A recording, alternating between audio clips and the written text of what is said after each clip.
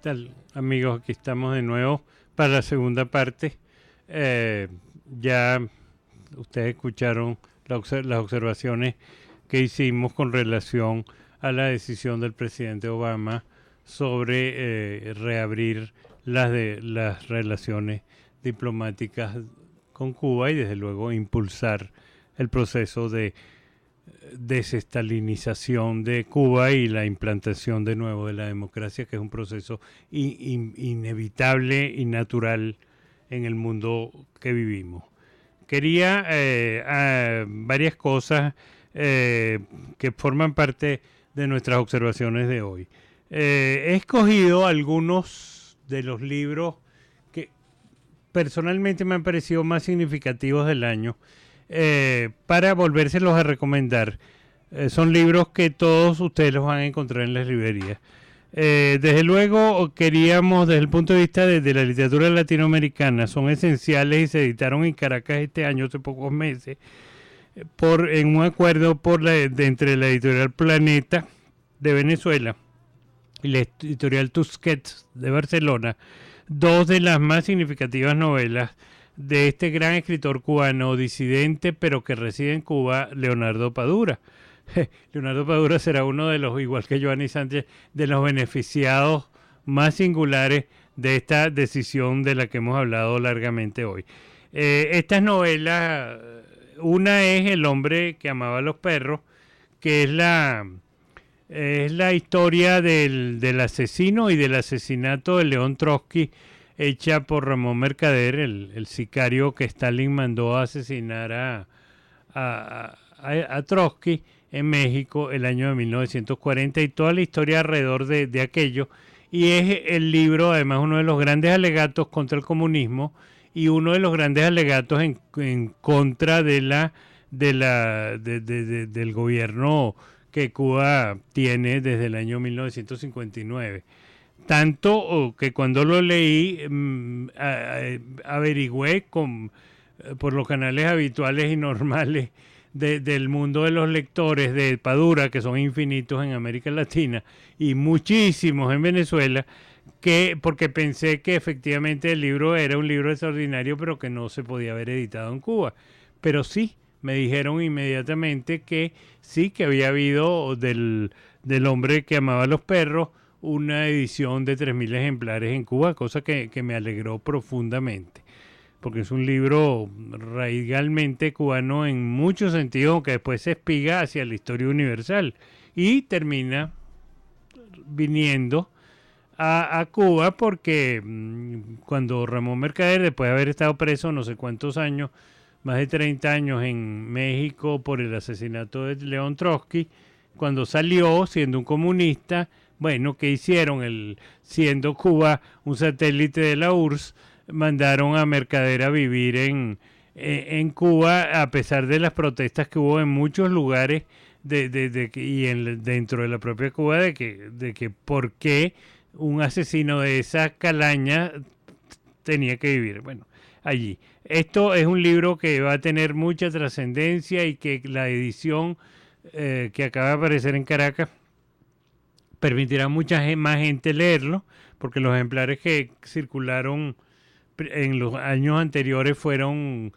cantidades pequeñas. Luego también apareció por la misma editorial la novela Herejes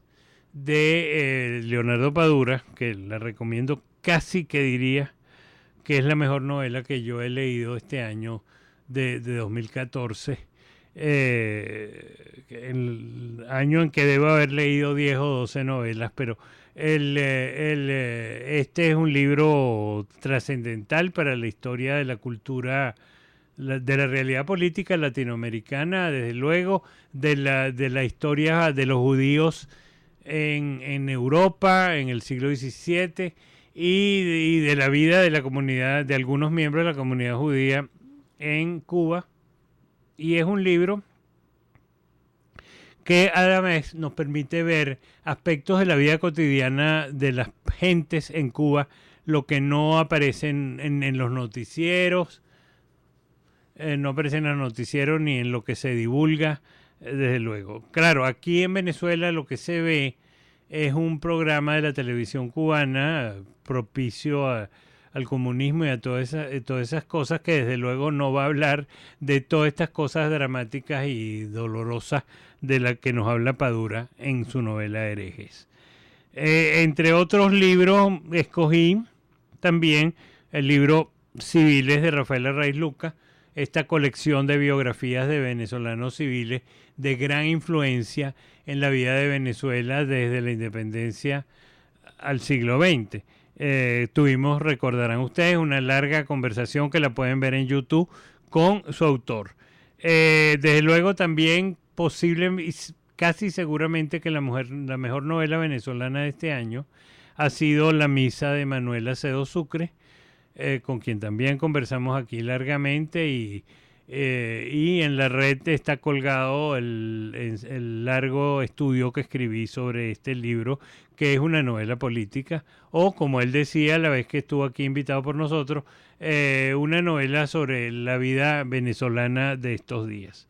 Y también acaba de aparecer el libro, de nuevo, por tercera vez, el libro País Archipiélago de Elías Pino Iturrieta. Esto es la historia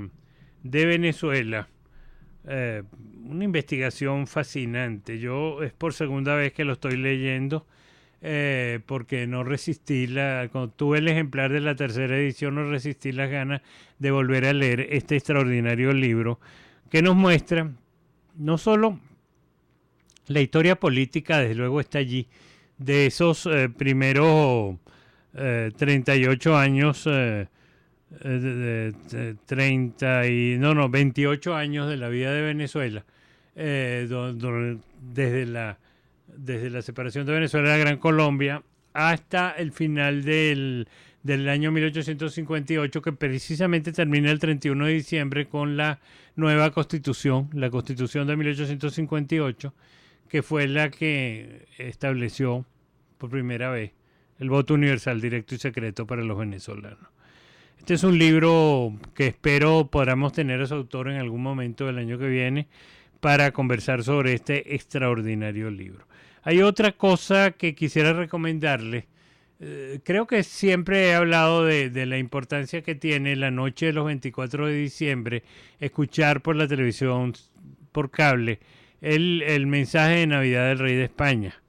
Es un mensaje extraordinariamente bien armado, con teleprompter, donde cerca de 30 minutos de televisión, o sea 25 minutos, el rey repasa los sucesos y opina sobre la vida española del año que acaba de transcurrir. El de este año tiene la característica muy particular de que va a ser el primer mensaje del nuevo rey Felipe VI. No dejen de verlo mañana sobre las 8:30 de la noche, cuando termine el noticiero. Tendrán este mensaje que tendrá un contenido político y social de importancia no solo para España, sino para el mundo, pues. Esto por ahí. Voy a dedicar ahora los últimos 10 minutos a responder, 10 o 15 minutos, a responder una petición que reiteradamente me han hecho, de que hablara sobre el periodo de la historia de Venezuela, que va desde el final del gobierno de Guzmán Blanco en 1886 o 88, si se quiere, perfectamente, hasta el final del siglo, cuando el año de 1899 se produce la Revolución Andina y llega Cipriano Castro al poder. Desde luego, eso que llamamos ese periodo ha sido llamado en nuestra historia de varias maneras, pero hay una fundamental que es llamarla el periodo del liberalismo amarillo, pues. Acuérdense que el amarillo del liberalismo, fundado por Guzmán en su gobierno a partir de 1870, desde luego traído por la Guerra Federal, desde luego que lo que sucede es que la bandera del Partido Liberal era la bandera amarilla en esos años, y la bandera del Partido Conservador era la bandera roja, de tal manera que aquella invento del profesor Federico Brito Figueroa, entre los muchos inventos de nuestra historia que él hizo, de que había banderas rojas en la Venezuela de la Guerra Federal y de Zamora, porque eran una cosa que él inventó también, porque eran comunistas, eso no existió en Venezuela nunca. En verdad, la bandera del Partido Liberal era la amarilla y la del Partido Conservador, que nunca existió como tal, como una estructura, sino en las ideas de algunos venezolanos cultores de la tradición. Pero se les llamó siempre el Partido Conservador, aunque a veces esos gobiernos conservadores como los de Páez fueron más importantes y lograron cosas más importantes para la vida de Venezuela que los llamados gobiernos liberales, por ejemplo, si pensamos en la dictadura nepótica de los hermanos Monagas. Ahora bien, para responder a la pregunta que nos han hecho, el año de 1886, el periodo presidencial en aquella época puesto por el presidente Guzmán Blanco, lo cual fue un gran error, era de 2 años, lo que se llamaba los bienios, consecuencia de la llamada Constitución Suiza de 1881. El año de 1886 terminó el último gobierno de Guzmán Blanco en Venezuela y terminó muy poco después, más o menos 2 años después, completamente la hegemonía de Antonio Guzmán Blanco en Venezuela. Pero ese año 86 él encargó de la presidencia a un personaje que se llamaba el general Hermógenes López, un hombre de Valencia, un oficial más lleno de mediocridad, que formaba parte del Consejo Federal, alguien muy cercano a Guzmán, para que terminara el periodo presidencial. Y López terminó el periodo y vinieron unas elecciones todavía para elegir un presidente por 2 años, porque estaba en vigencia la Constitución del 81. El ganador en esta contienda, auspiciada por Guzmán Blanco, fue el doctor Juan Pablo Rojas Paul. Esto de los bienios hay que entenderlo en el sentido que tenía una doble mala cara. Primero, el periodo de 2 años no le permitía a ningún presidente poder gobernar, porque era muy poco tiempo y además muy poco tiempo en un tiempo en que el ritmo del tiempo era muchísimo más lento, las comunicaciones incluso con Europa eran lentísimas, las comunicaciones incluso con América Latina eran lentísimas, de tal manera que, por ejemplo, para la política internacional esto era algo completamente negativo. Lo cierto es que el doctor Rojas Paul, que fue sido uno de los grandes gobernantes que ha tenido Venezuela, le tocó gobernar estos 2 años. El doctor Rojas Paul era además un hombre muy preparado en todo lo relativo a las finanzas públicas, de tal manera que hubo un bienestar económico muy significativo en aquellos 2 años manejado por este hombre que había sido ministro de Hacienda y que tenía una especialidad muy grande en los asuntos económicos y fiscales, hasta el punto que hace muy pocos años el doctor Tomás Enrique Carrillo Batalla publicó un libro sobre el pensamiento económico de Rojas Paul. Pero Rojas Paul además fue un gran político,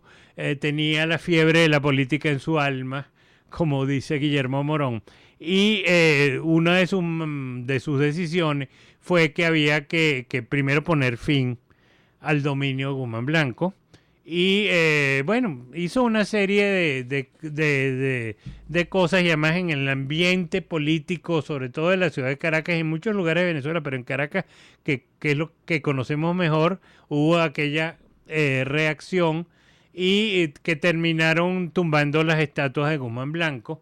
estatuas que ustedes saben con que él decía que había sido la generosidad del pueblo de Venezuela que las había instituido, las había mandado poner. Eso no es verdad. La verdad era que el propio Guzmán Blanco, que era un megalómano, mandó a hacer todas esas estatuas y que fueron objetos de burla muy grande por la socorronería caraqueña, que nunca ha dejado de actuar. Lo cierto es que hubo ese gran final. Desde luego Rojas Paul, que era un político muy maquiavélico, dio órdenes a la policía de desatornillar la noche antes las tuercas y los tornillos que sujetaban las estatuas de los pedestales, de tal manera que aquella multitud estudiantil que los tumbó, el trabajo fue y arrastró muy fácil. Pero con este hecho público terminó el guzmancismo en la historia de Venezuela, hasta el punto que se le atribuye a Guzmán, que estaba viviendo en París y que desde el año 86 en que se fue jamás regresó a Venezuela.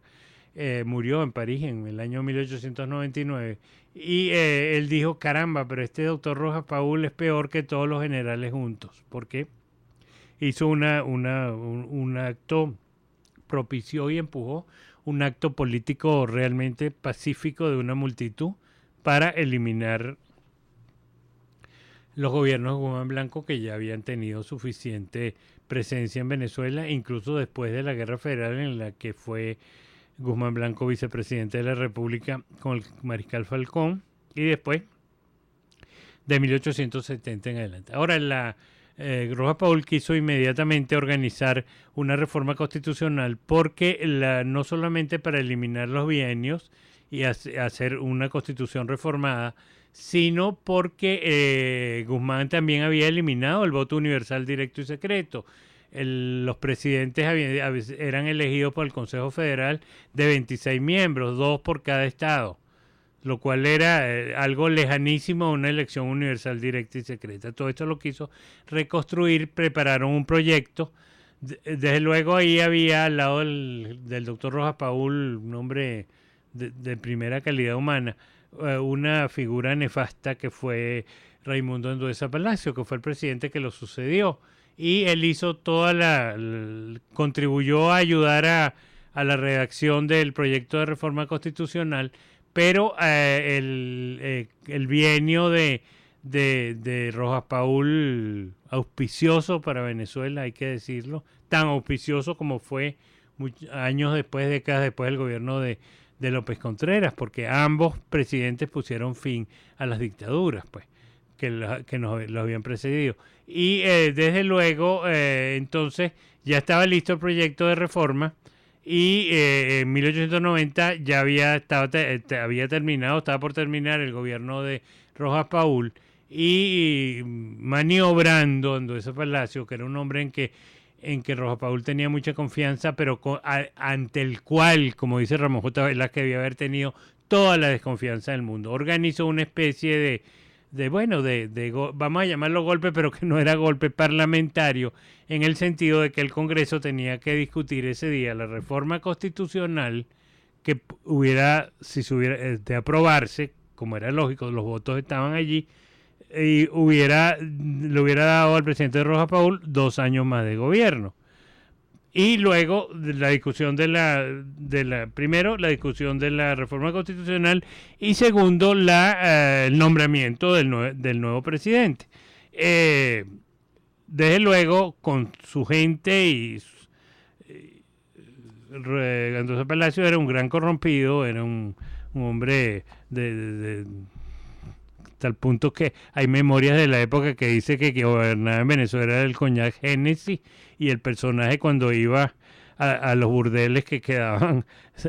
en los alrededores de Puente Hierro le tocaban el himno nacional cuando entraba. Bueno, un hombre de esta catadura moral o inmoral, y le hace esta trampa a Rojas Paul en este sentido, que si se tenía que discutir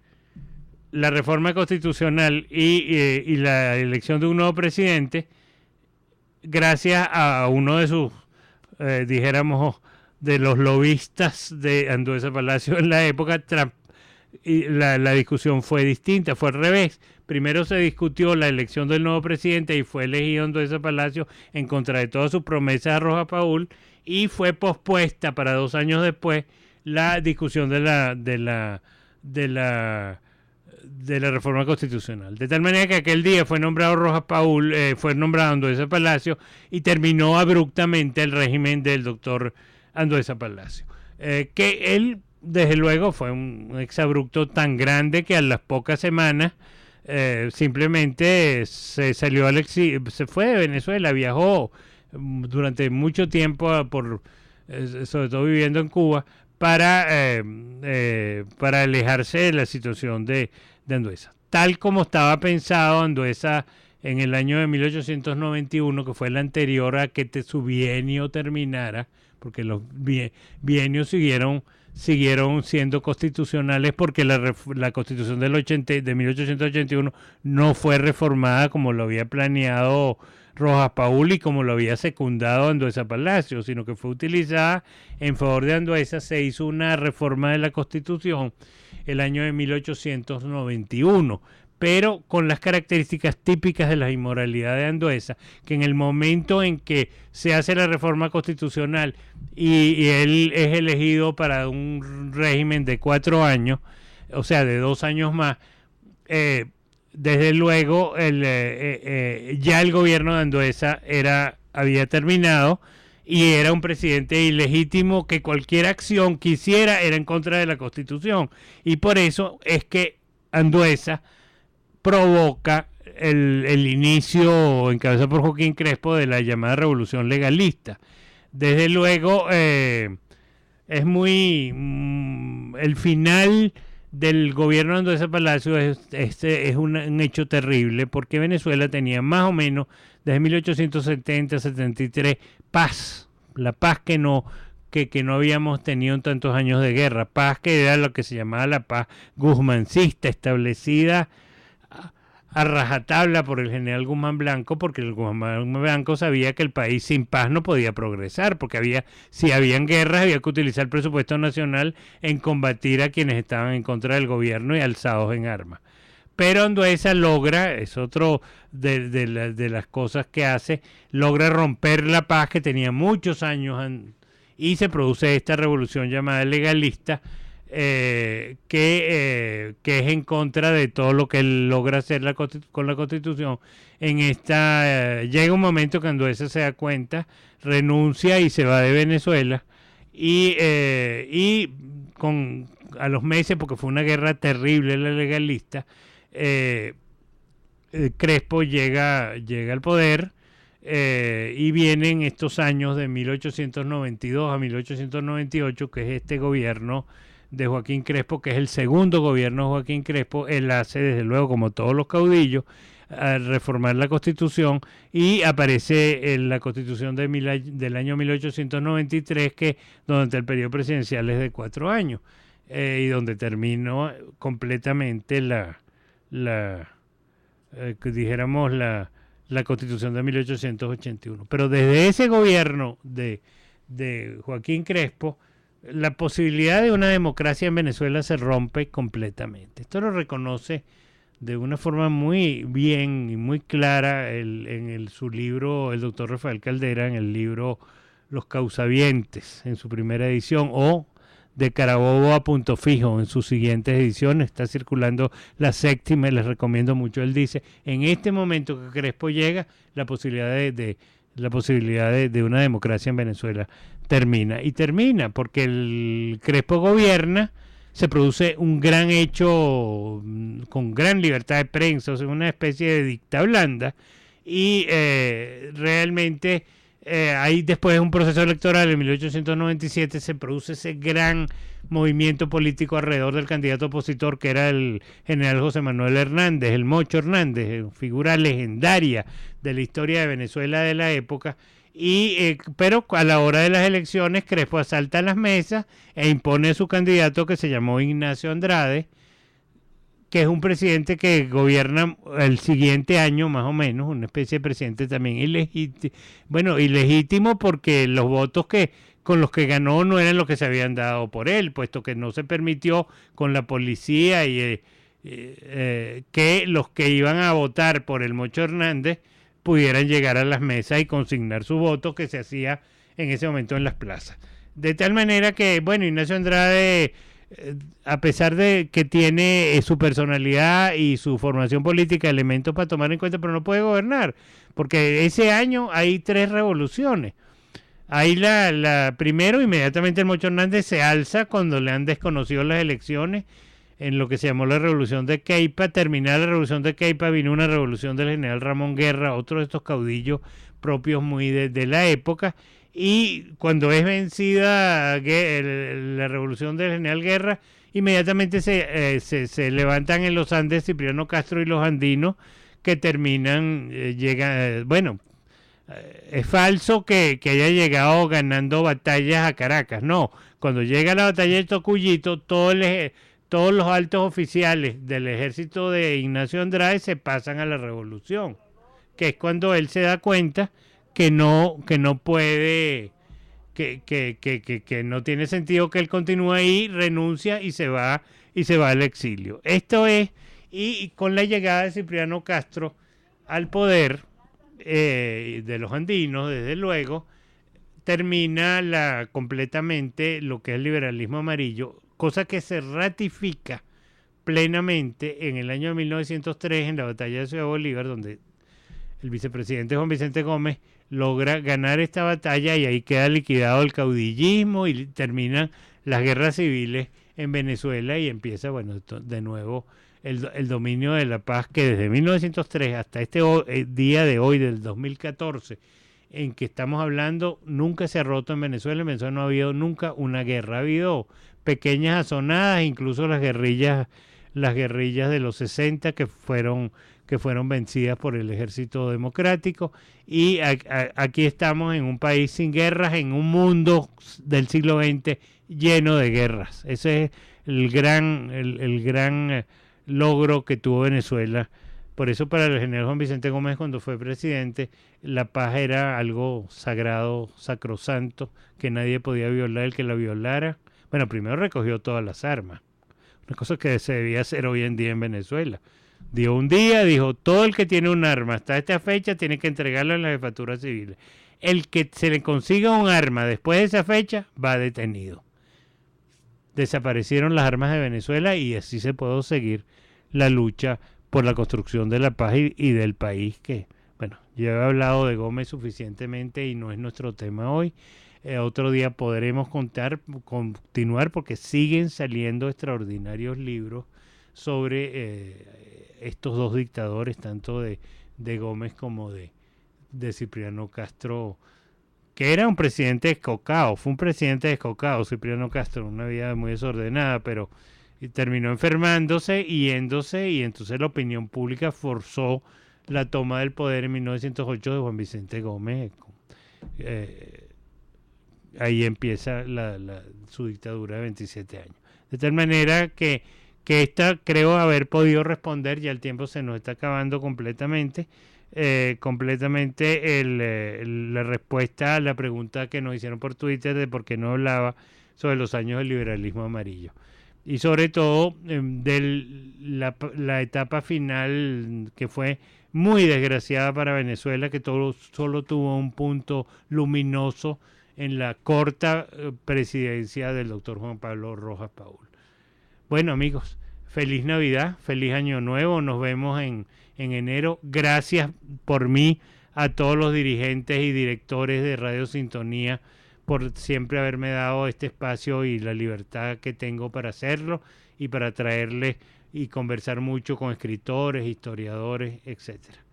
Por ahí hay una petición que ojalá podamos realizarla este año que viene, constante, que me han pedido que invite a María Corina Machado a conversar aquí con nosotros sobre Venezuela, cosa que ya he hecho en varias oportunidades, pero la actividad política de esta extraordinaria mujer es imposible. Les sugiero buscar en internet el mensaje de Navidad que ella ha mandado en el día de hoy. Bueno, amigos, felicidad. Ojalá puedan comer alguna que otra yaca, que están carísimas, y algún día volverá la alegría a Venezuela. Esperamos, como siempre lo he dicho, por caminos constitucionales, pacíficos y electorales. Gracias.